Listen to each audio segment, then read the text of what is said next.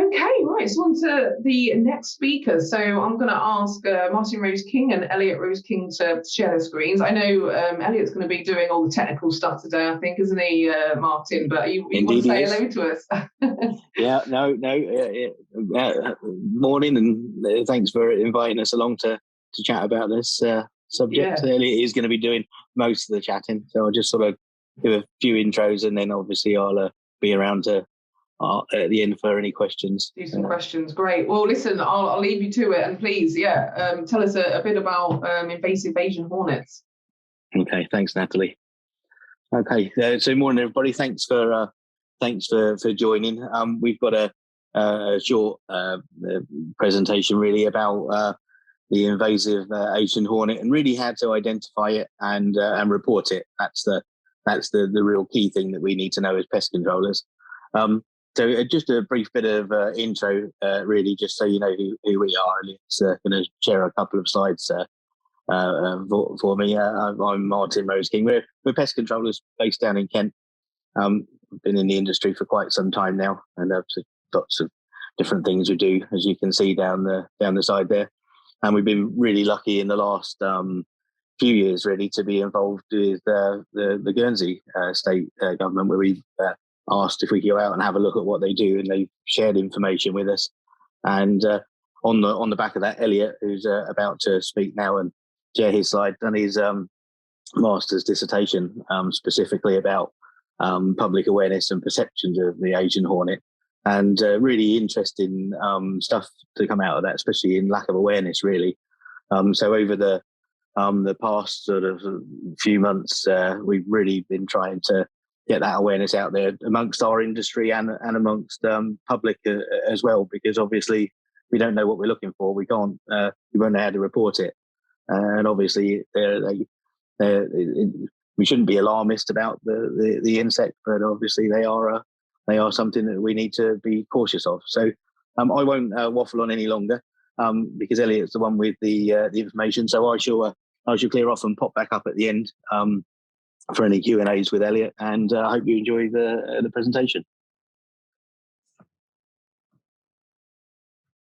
Yeah, so I'm going to start with a little bit of background, really, just so we've got the story so far. And some of you might already be familiar with this because it's been going around for a few years now, but the Asian hornets first arrived in Europe in 2004 when they were accidentally imported to France. And since then it's spread quite rapidly, and you can now find it in most of Central Europe. And we've had a few sightings out here as well. It's now established a bit in the Channel Islands, and they frequently have to control it here at the moment. But we've had sightings since 2016 here in the UK as well, and they've found 12 nests so far.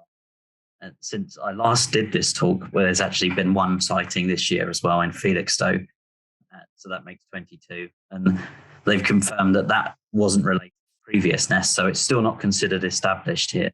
They check the genetics of the individuals found with nests from previous years to make sure that they're not related. But yeah, we've had 22 sightings here so far. Elliott, would you be able to just twizzle your headphone wire a little bit? It keeps coming in and out, I think, the sound in terms of... All right.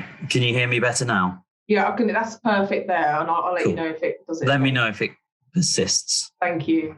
No.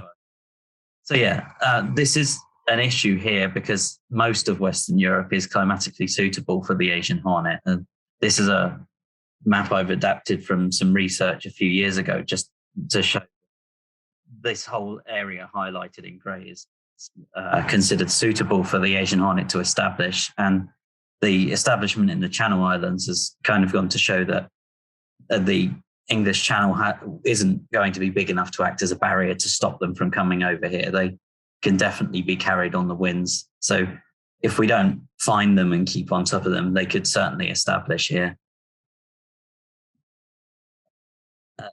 They are quite threatening to lots of pollinators and especially honeybees, because research from France in 2011 looked into how much of their diet is composed of honeybees. And in urban environments, it can be up to 2/3 of the Asian hornet's diet. And even in a rural environment, they can still eat over a third of their diet as just honeybees. And some much more recent research from France has also gone to show a developed colony of Asian hornets could take up to 40% of individuals from a single beehive.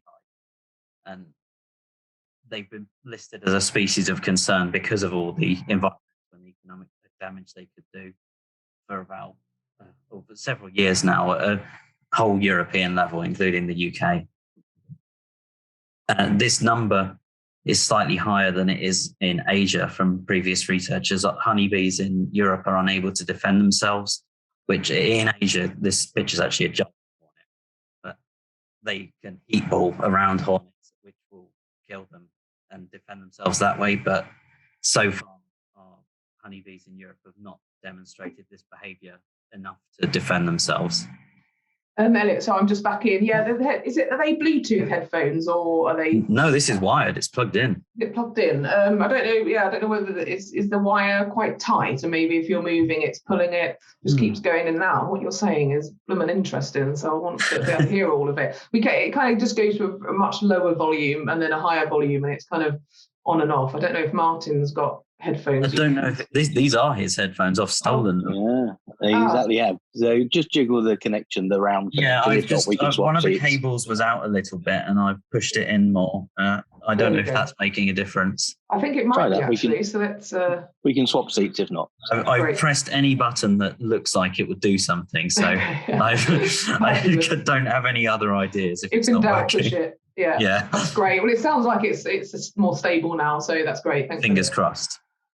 Okay, so on top of predation, they've also found that the large effect that they have on our honeybee colonies is foraging paralysis, where bees will communicate to each other that there's a threat when they're being hawked by a hornet, which is when it hovers outside of a beehive waiting to predate them effectively.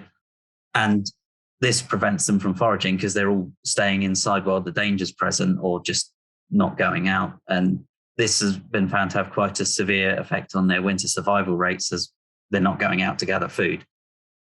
And there's also a problem where they predate other insects. Recent research from Spain, I think, and Portugal has shown that the other insects they predate having an effect on the surrounding environment. And of course, this also includes other important pollinators. They also present a public health risk. And I know the newspapers might like to tell you that they're killer hornets and they're very dangerous. Unless you approach a nest or working in an industry like us or hedge trimming, you're unlikely to actually come across a situation where you disturb a nest and they become agitated and aggressive towards you. But they do have a 6mm sting, which is much longer than what we're used to in Europe and would go through most conventional bee suits or any PPE we'd wear to protect ourselves from wasps. And if you do get stung, they have an alarm pheromone which alerts the other individuals to come and get you effectively. So it can be dangerous and present a public health risk if you're near a nest and approaching it or disturb it without being aware, especially. So at the moment in the UK, there's a reporting system in place where if you suspect you've seen a hornet, you can submit a report via the Asian Hornet Watch app on your phone, which is available on iPhone and Android devices. There's also a web form available on the UK Centre for Ecology and Hydrology website. They would rather you use those methods. There's also an email option directly to the BRC or the National Bee Unit. And this will then be forwarded on to professionals, I think at the Animal Plant Health Agency, who will identify, they go through all of them individually at the moment, but they are working on a AI that should be able to identify the photos automatically. And they'll go through these. If it's a positive ID or sounds like it is likely to have been a sighting, they'll then engage with local Asian hornet action teams, which are made up of local volunteers and they have to pass a BPCA, the British Beekeepers Association. They have to pass an online test covering safety and ID around Asian hornets. So it gets passed on to those, and each area in the country will have a coordinator that sends people out to attempt to locate the nest, or if it's springtime, they'll try and find the queen that was spotted. So that's the system we use in the UK at the moment. And just as a side note from a previous presentation, so far, there's been examples of Guernsey and Majorca, which has completely eliminated Asian hornets through local coordination reporting. So with some vigilance, you could probably prevent establishment. I know the scale of the UK is totally different to an island, but well, a smaller island. We can come on to that later.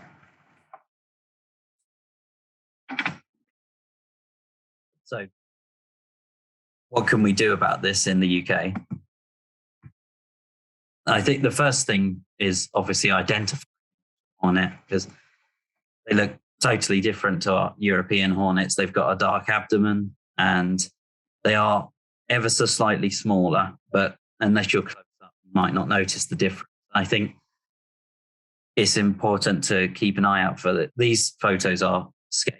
So these are examples from Natural History Museum. And here you can see the difference. The one on the left is the Asian hornet, and its abdomen is much darker. And individuals of Asian hornets will generally be up to 25 millimeters long, whereas a European hornet that we'll be more familiar with, they can be up to 30, which is bigger. And I think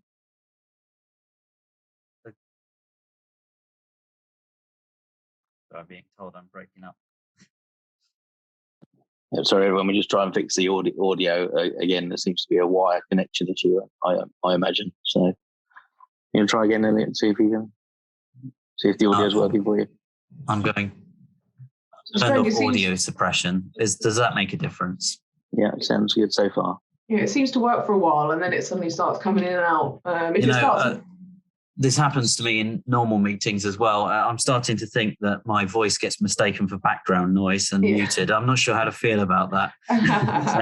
Excellent. Well, maybe if it carries on, then maybe just taking the headphones out might be, the sound might be good enough that, you don't need headphones, but we'll see how we go.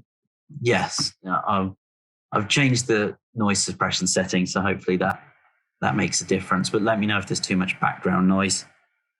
Great, thank you. Yeah. So, one's the European hornet, one's the Asian hornet. Look out for the darker abdomen and slightly smaller size if you're identifying an individual up close. And I think one of the common misconceptions in the UK, largely thanks to the media, is that it's a giant hornet, but they frequently confuse it with the giant Asian hornet, which is up to 50 millimeters long and not present in Europe or the UK. So, and again. Yeah, I'm glad to see that.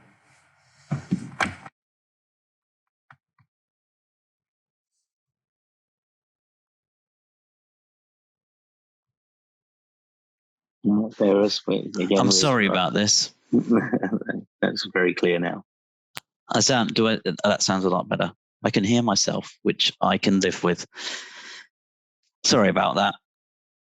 So yeah, I think the common misconception is that you're looking for the giant Asian hornet. That's a completely different species, currently not present in Europe, thank goodness. And yeah, you'll frequently get people think they're looking for a giant thing, but they're not. That's absolutely the wrong hornet to be looking for. So in summary, the Asian hornet has a dark abdomen. It's got yellow tips on its legs, and it's up to 25 millimeters in size, which is smaller than our native hornets. So we have options for monitoring as well. This is mostly delegated to people that would come into contact with them at the moment, such as beekeepers, because they'll be around their beehives.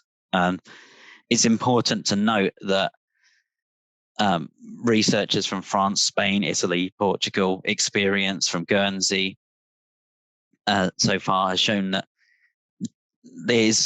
traps are not adequate for controlling these, because it's quite common in places where they're more established to see beekeepers hanging out kill traps for it or other people. And then not only have they been found to be quite indiscriminate, and they often catch more non-target insects than hornets, they never catch enough to actually control hornets. Yes, at Guernsey, you've had the same experience when we spoke to them. And this research has shown as well that places where people made homemade traps, they actually caught more honeybees than hornets. So you have to be very careful with that method. In springtime, we do give advice to beekeepers on how to modify a monitoring trap to keep an eye out for queens that might be around. But other than that, there are generally better methods for monitoring, especially past spring, when traps tend to do more damage than good. But so the advice we'll give to beekeepers in these situations would be to spend 15 minutes a day watching bees coming and going from your beehives around midday. They've found in Guernsey that if they're around, you will tend to see them coming and going. Then, of course, if you do see anything, to make a report useful, take a photo if you can. And if you can note the direction it's flown away in, that will help too, because they tend to fly straight towards their nests, aside from having to navigate obstacles. Some interesting emerging research from the last couple of years has found that there's some plants which are present in the Asian hornet's native range that are very popular with them, and they often attract them more than bait. And you'll find eucalyptus, ivies, citrus species, prunus species, camellia, and Fatsia japonica. And at this time of year, I think, as well, we'll find them. And this is actually a picture we took from an experience we had in Guernsey where we found them. And the area we'd been in, the gardeners hadn't actually spotted them, but they will be. They will be on these plants. And this is something we can all do. If you've got any plants like that in your garden, you can watch out for hornets. You might see them coming and going from them. But this is still emerging research, and they're trying to identify the volatile compounds in these plants that attract the hornets at the moment. And I mean, we can hope that one day that might lead to a very effective attractant for them. But currently, it's something that's just recently started to be looked into in Europe. And one of the bigger things that I think we can all do is spreading awareness. Because unlike the Channel Islands, where they've had state-led or top-down awareness campaigns, we've not really had any of that here. We've had more volunteer-based campaigns delegated out to local groups, and some of them are very good. But it all depends on people being able to spread the message, having the resources, and there's all sorts of problems that can come into it. But awareness of how to identify and report one is essential. And research from France and Guernsey, when they were less established, has shown that your chance of detecting them is very low. That there was some research from one of the nests we found in the UK in 2017 that found that their foraging range could be as low as 700 meters. So coverage is quite important. Like having more people that know about it will greatly increase your chance of finding them. But without that, their range is so small, it relies on quite a bit of luck. For comparison here, I have a map I used to show the beekeepers of the Channel Islands, where they got their tracking volunteers set up in Guernsey. And then there's our local area here in Ashford with the size of Guernsey laid over it for comparison. So obviously we're working on a totally different scale in the UK. So I think spreading awareness is probably one of the better hopes we've got of preventing them from establishing. And certainly if they do become established, the more people that know about them and can properly report them is going to be essential.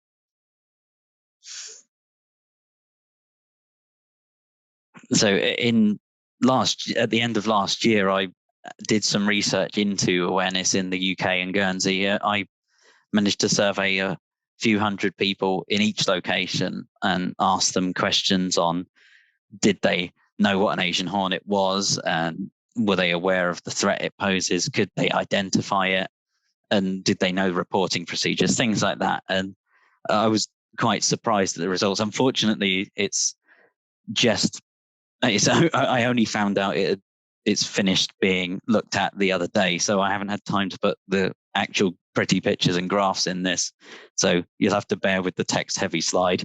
But I was very surprised to find that the amount of awareness in the UK was a lot lower than I was expecting, especially compared to Guernsey, where I was finding over 90% of people I asked were aware of an Asian hornet. Here the best numbers we were getting were around 50%, but it ended up being about 40%. And then when you move on, there were to more detailed questions. Quite frequently, a problem I found it here was people were unable to identify it, and a very, very common mistake. More people thought it was a giant hornet. They were looking for a large hornet, and I suspect that's thanks to the newspapers and spreading those messages.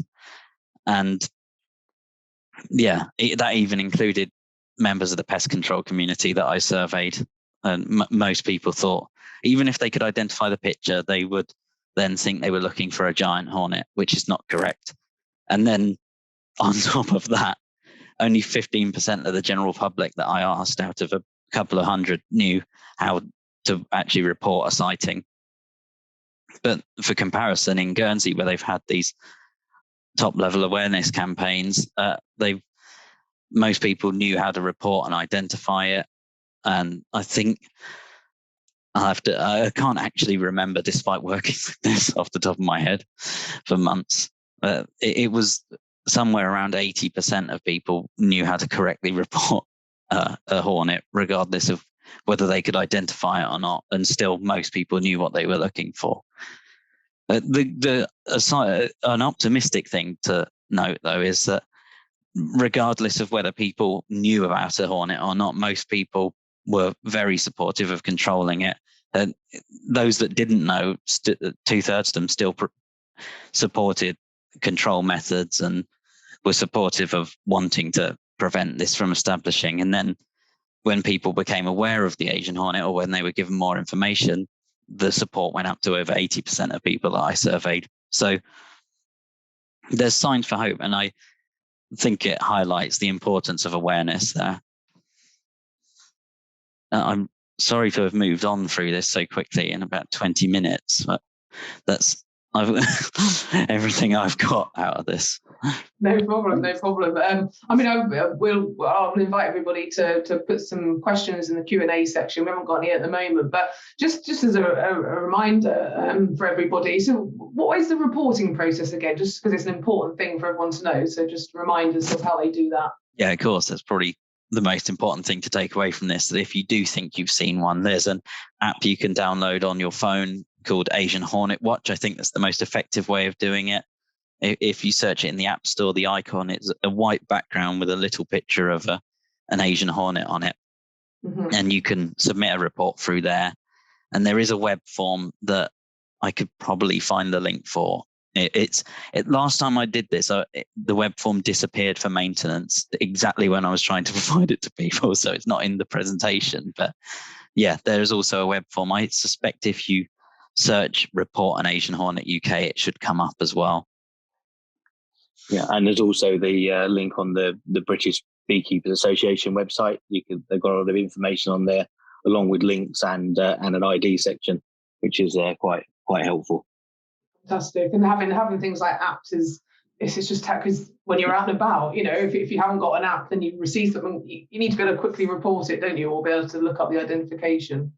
It's quite handy as well, because you can upload a photograph of the sighting too. So in our local area, we're lucky enough to work with the Kent Beekeepers Association as their Asian Hornet Action Team coordinators. So when the reports come through, it's quite clear what's been seen, where it's been seen, and they've already identified or been able to confirm it's not an Asian hornet. So the more information, the better. The location, the better. And again, it's really about awareness and not being afraid to report something. A lot of people get mocked if they report something that's not a hornet, but actually it's new for all of us. So Mhm. you never be afraid to send a sighting, because if it is an Asian hornet, then obviously it would be doing everybody a great benefit, and just don't be embarrassed if it's not one. That would be my advice. Absolutely, yeah. No, I think that can be of any insect identification. People can sometimes be a bit wary or cautious of asking for help or ID because they feel like they should know themselves. But yeah, absolutely not, especially of Asian hornet. So yeah, good point, Martin.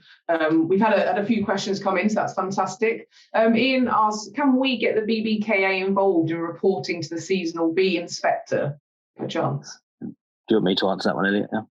I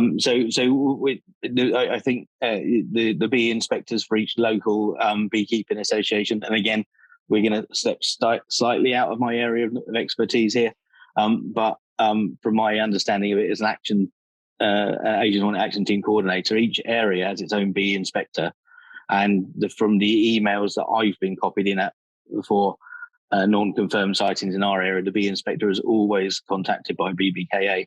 So if you're not getting that information, the bee inspector should go back to BPCA in their local beekeeping association to say they're not being notified.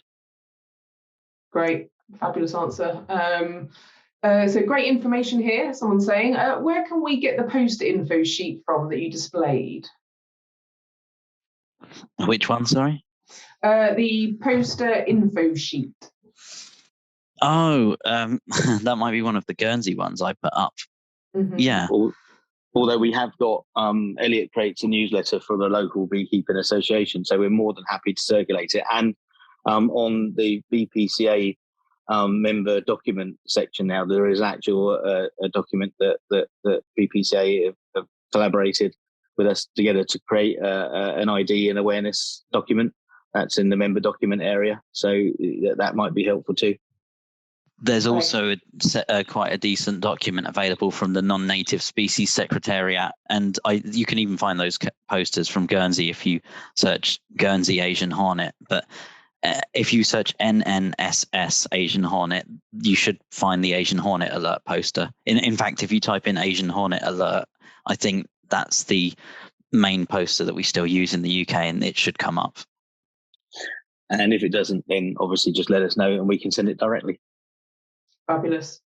So here from Nora, a question for Matt. Oh no, sorry, that was from the flyer one. There's a question, sorry. Go on to Stephen. So fascinating talk. Do they compete with native hornets for resources?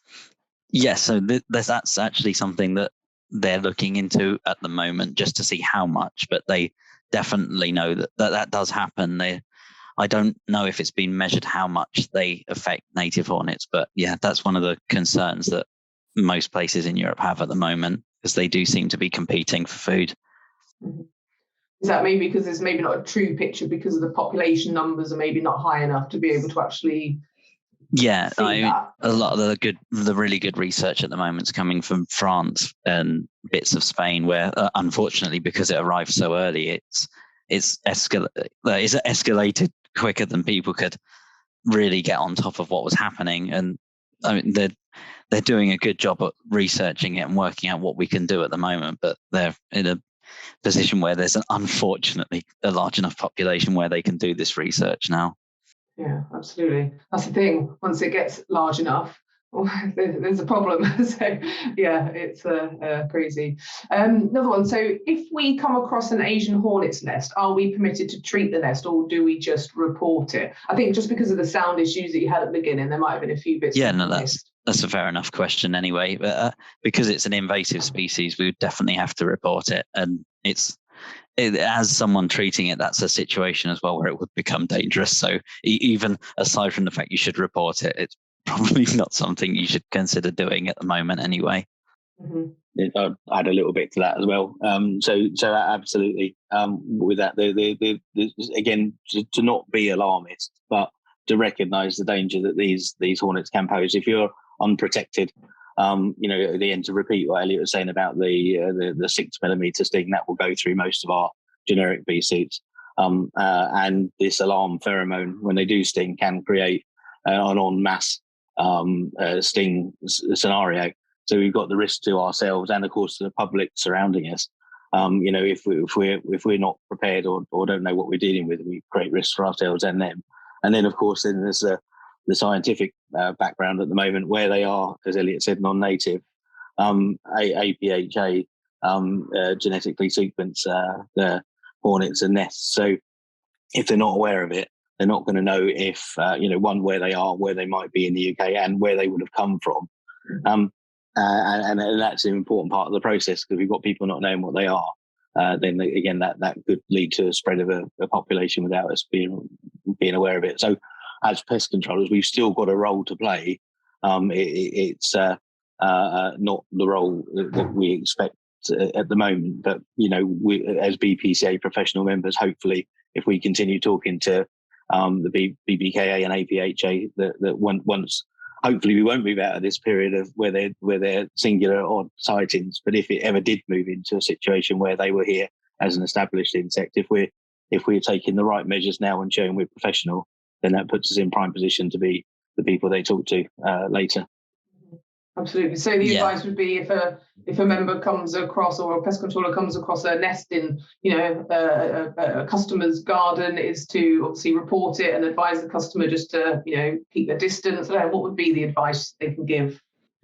Yeah, absolutely. I think reporting it and staying away from it until someone from the Animal Plant Health Agency comes along to deal with it, and the bee inspector is the right thing to do. There's also, I just remembered that there's other procedures they have to go through to make sure the nest's properly treated, because they're actually quite frustratingly intelligent, and you might have individuals coming back to the nest after it's treated, and you might even have individuals go off and create another nest if they realised what's happened and things like that. So you've got to they'll come along and follow the correct procedure at the moment, and then remove the nest to research it. So someone that is involved in removing these nests or treating them, what do they wear to protect themselves? Like suits of armour, or? Unfortunately, I actually looked behind a second ago, because we have a suit for it, but I won't be modelling it for anybody today because it's not nearby. But yeah, it looks like a bomb disposal outfit. There are two that I'm aware of. But obviously, people in that to actually treat them, and where we do have communication from a member in France that treats them. Certainly, the modelling that we did, one was a BB wear suit, which was very good, and the other one, which was a suit of armour, posed a different risk because of the heat that it generated. So, again, if we get to that stage, then I'm sure BPCA will be able to advise the best protection to wear. And just to quickly go back to that other bit, because we're not talking about behaviour, which is a whole new scenario, but in Guernsey, for example, a nest that got blown down in a storm, while the nest was destroyed, there were populations from that nest that went on to create new nests and pose a risk to non-target species and people for the remainder of the summer. Of course, they couldn't breed without a queen, but they still were able to build a new nest and still function. So from a behaviour perspective, these are incredibly different species to what we're used to seeing. So the normal concept of, if there's no queen to protect, they kind of just die or stop what they're doing. That's not the case with Asian hornet. Doesn't seem to be the case. So it's a very, and again, as Elliott has said, the research is so new that they're learning all the time with it, and it's only through experiences that we're learning more. So it's certainly a subject to keep a very close eye on. Absolutely, and fascinating. As you said, new species that act in different ways is always fascinating to us pest controllers. We get used to the same ones normally, don't we? Great, another couple of questions. So what was the sample size of your questionnaire, and how were the participants selected? Again, I think you did mention that, but I've been sound issues.